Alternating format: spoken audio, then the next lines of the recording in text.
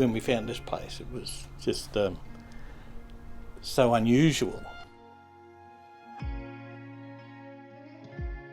I think the most interesting things about the property is really that it is a large collection of early timber slab buildings, and they date from the 1850s, and it's remained substantially intact, even though there's been a number of modifications done to the property and to those individual buildings. And that's largely been because it's been occupied by one family up until quite recently, the Barnes family. Dyraaba is the remaining core, I guess, of what was a very large pastoral property. It's indicative of how the squatting runs in fairly isolated places developed and were totally self-sufficient.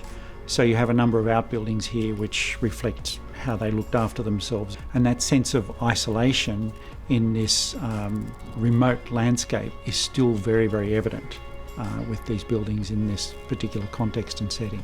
Initially, I think the people lived in the other little third building, the little slab hut. When Henry Barnes married, he built this place to bring his new wife to the house. So this house was built.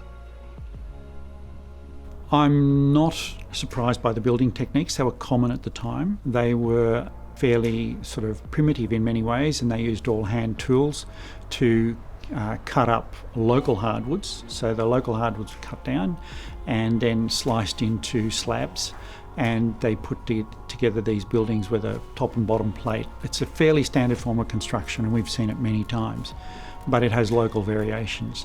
And the skill that they did these things with was quite sophisticated, but there were people who did this all the time, so they were very skilled at what they did.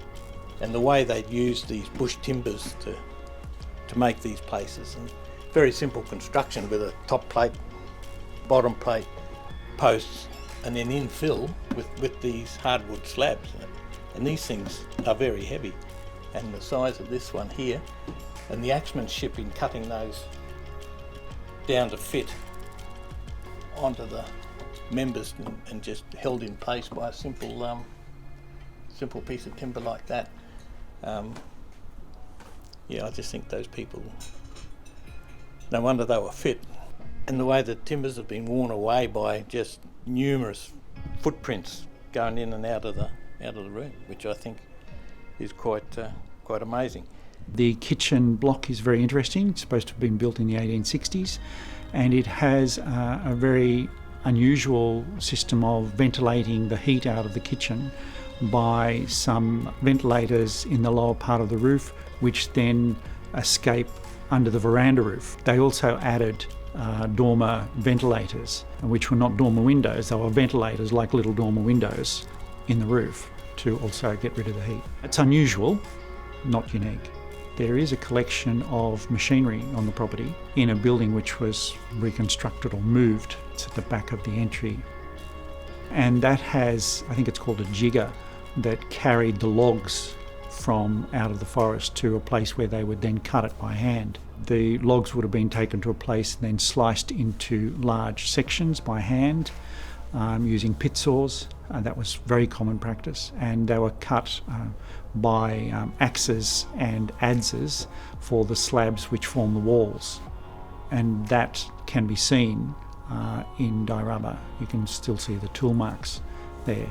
Everything was done by hand. It was a lot of work, but there was a lot of skill. Our preliminary investigation has revealed a few different layers of decoration within the homestead. So from timber slab walls, it looks like there was maybe some lime lath and plaster finish, then a sheet metal finish, possibly painted, and now we've got the current fibre cement lining. I think it's really important that people understand how Australia was established and what was involved in that. There was a lot of conflict, there was a lot of hard work, and Dyraaba has the ability to tell those stories about that hard work, about that dedication, about that isolation.